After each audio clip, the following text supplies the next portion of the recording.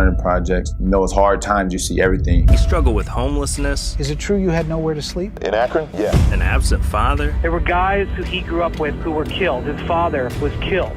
Getting banned from his high school basketball team. After he was ruled ineligible Friday, means James' high school career is over.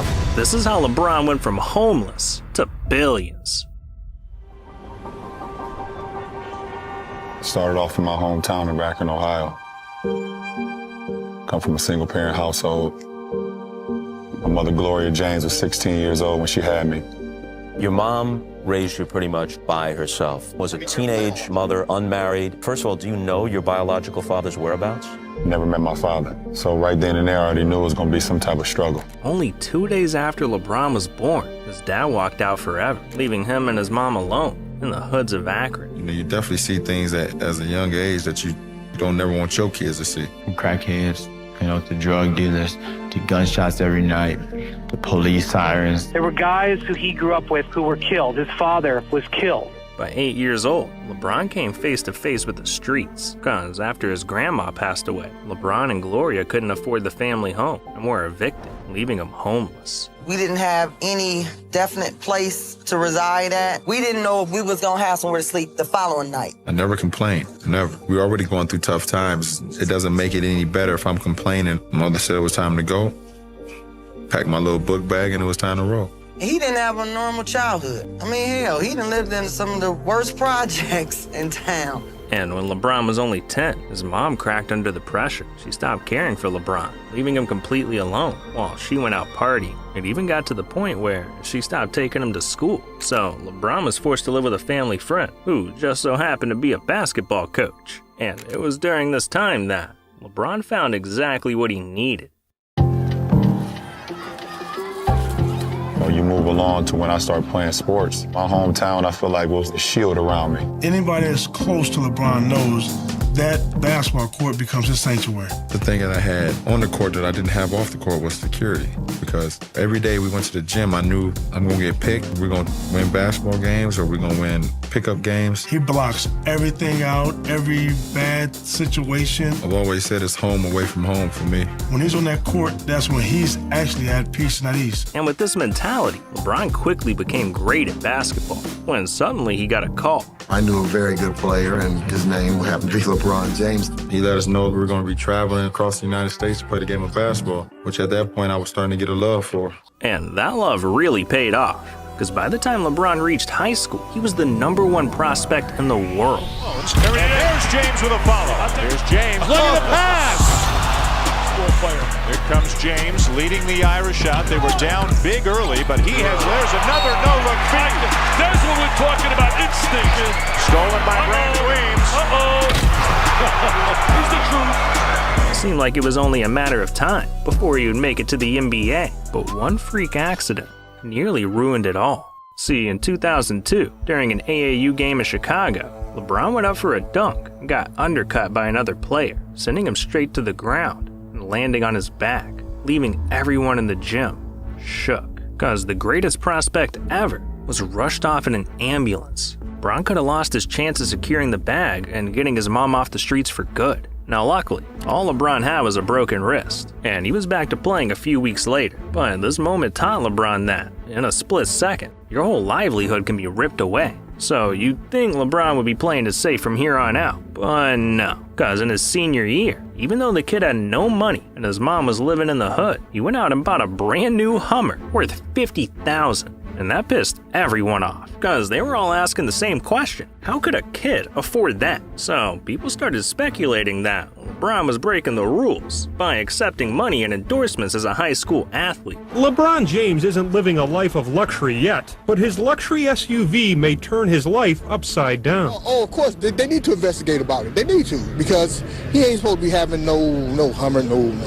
If I had a vehicle like that and I was 17 years old, I'd expect them to investigate me too. A gift or something more? It's the $50,000 question here, and many are waiting for an answer. I mean, this kid was homeless just a few years ago, and now he's buying a Hummer in high school. It was a bit sketchy, but honestly, LeBron got even more reckless, because just a few weeks later, he got himself banned from his high school team. See, in February 2003, LeBron visited a memorabilia shop in Cleveland, and the owner offered him a deal. He'd give LeBron 2 replica jerseys if he took a photo in the shop and hung it on the wall. And without thinking much of it, LeBron took the photo and got the jerseys. Well, it turns out that high school athletes can't accept gifts. And when LeBron's school found out, they immediately banned him from ever playing again.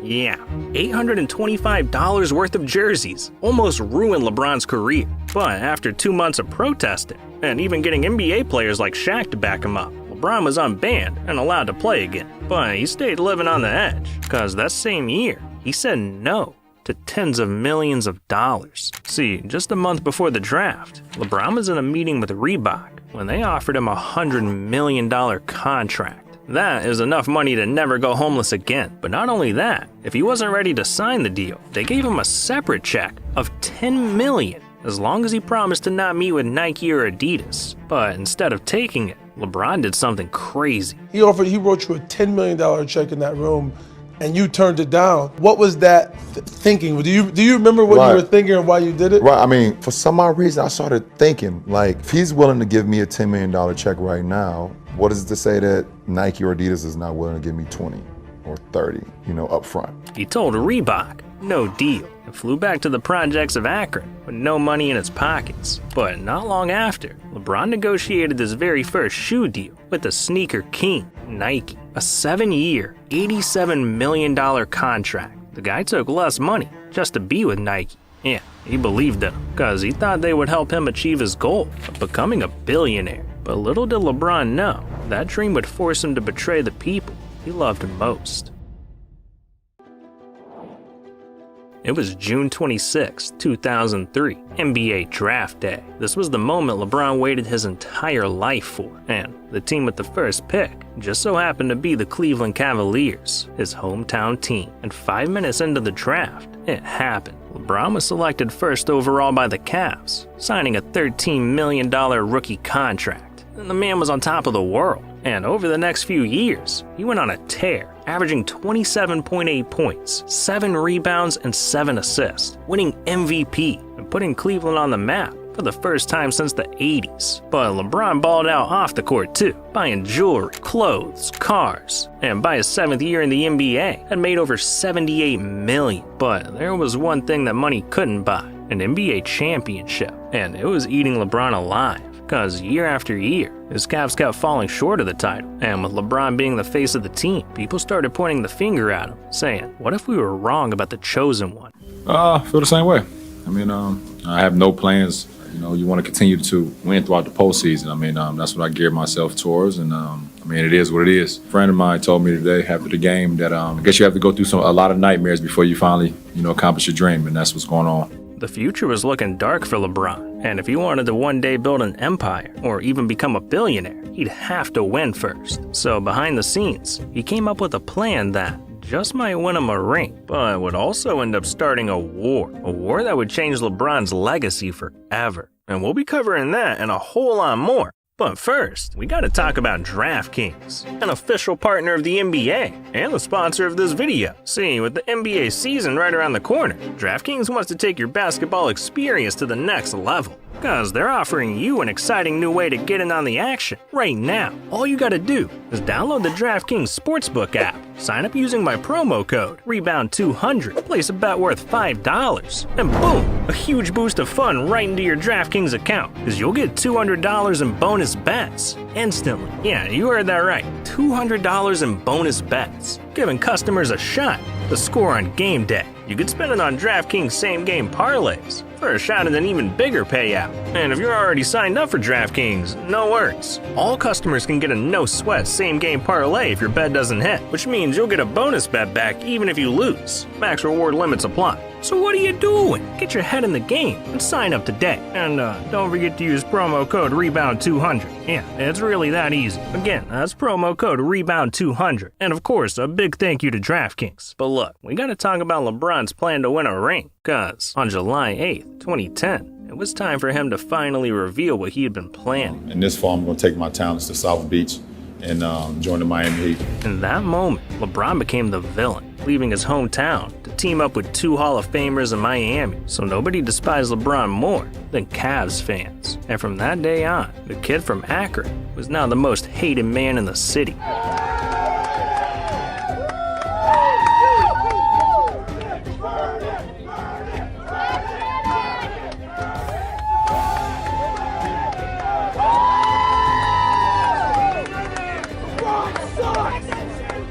People burning your jersey on TV. Right. What does that turn you into? It basically turned me into somebody I wasn't. Now you have to be the villain, and I started to buy into it. I started to play or at a mind state that I never played at before, meaning angry, and that's mentally, and that's not the way I play the game of basketball. Everywhere LeBron looked, there was someone preying on his downfall. But it got even worse just a few months later, when Lester Stovall, a lawyer from D.C., tried to say that he was LeBron's dad and dropped a $4 million lawsuit on him. You're suing LeBron and his mom to prove that you're the dad, but you're asking for millions of dollars. You took a DNA test, right? You took a paternity test, and it came back and said 0% chance of paternity, but you're not trusting the results? No, I'm not, unfortunately.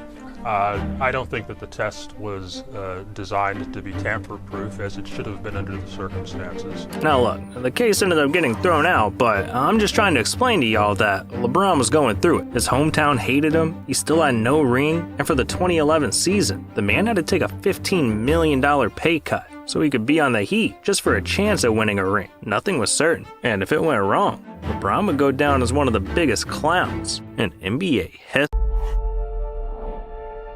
It was June 12th, 2012, Game 1 of the NBA Finals, Heat vs. Thunder, and the entire world was watching, waiting to see who would get their first ring, LeBron or Kevin Durant. And from the jump, it looked like LeBron was in trouble, because the Thunder came out and took Game 1, leaving Heat fans shook. But LeBron was determined, so he put his head down and went to work, winning the next 3 games in a row. All Miami needed was one more win. This is one of the biggest nights in LeBron James' career. After 2 disappointing trips to the finals, can he lead his team to a title and forever be known as a champion? It's the last time I'm looking at all y'all in your eyes. And y'all not champions. First, James drives right at Ibaka. Kevin, foul. Harden back on James. Quick spin, drive right at Perkins and backs it in. Stolen by Chalmers. Back to LeBron James, lays it in. James again, drives inside. Ibaka stays with him and he still puts it in. Play on. James drives, kicks it out. Battier for 3. Again. Wade throws it to James down the lane. Layup, banks it in. And Miami has a 19-point lead.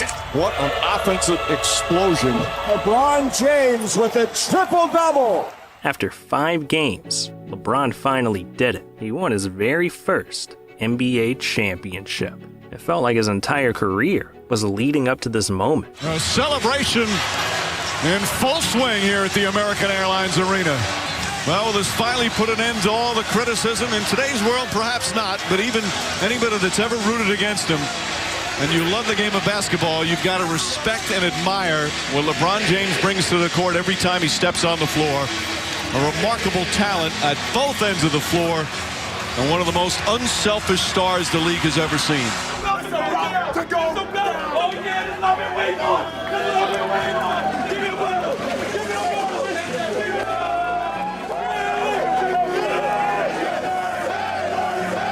And the very next year, he won his 2nd ring in a row. But now that he had his championships, there was an even bigger problem on his hands. Because by this point, he had the fame, the glory, but he lost all his respect. And before he could focus on making big money, he had some unfinished business. So, on July 11th, 2014, LeBron announced he was returning to Cleveland with one goal: to win the city their very first NBA championship. There's people that came to me and said, LeBron, you gotta do what makes you happy. And I was like, yeah, I think so. And also, I'ma do what makes my city and my state happy. And that's why I came back. I love you, I'm back. But in his first year back, LeBron made it all the way to the finals, only to be eliminated by the Golden State Warriors. It was crushing, but they didn't let it shake them, so the Cavs ran it back another year, got all the way back to the finals again, only to face the Warriors again. And man, 4 games in, it was looking rough. LeBron's Cavs were down 3-1 when, out of nowhere, LeBron did the unthinkable. James fakes, James drives, James finishes, and the foul.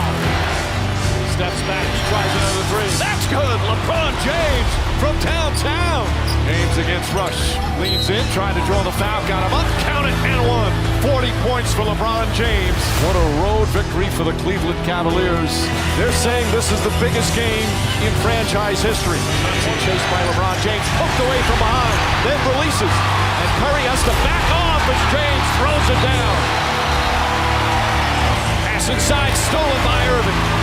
Throws it ahead to Smith. Smith, alley-oop to James! Wow! It's bedlam here in Cleveland. Curry blocked by James. And there's the buzzer. Game 7, Sunday night in Oakland. Oracle Arena is alive and roaring as we get set for Game 7. Curry helps out Smith. Pass right through the hands of Curry. James, a two-handed slam. Curry drives again, left-handed, blocked by James. Iguodala to Curry, back to Iguodala, up for the layup. Oh, blocked by James. LeBron James with a rejection. Irving and Curry, one-on-one. Irving puts it up.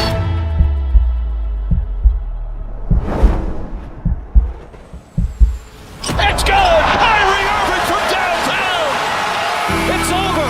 It's over! Cleveland is a city of champions once again! The Cavaliers are NBA champions! Cleveland's long sports nightmare has ended. The drought is over.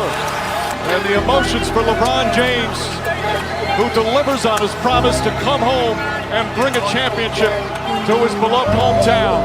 Cleveland! This is for you! LeBron made a promise to his hometown and delivered. And that's why in 2018, LeBron left on good terms with the Cavs. But his sights were set on achieving his greatest accomplishment yet, becoming the first active player to become a billionaire.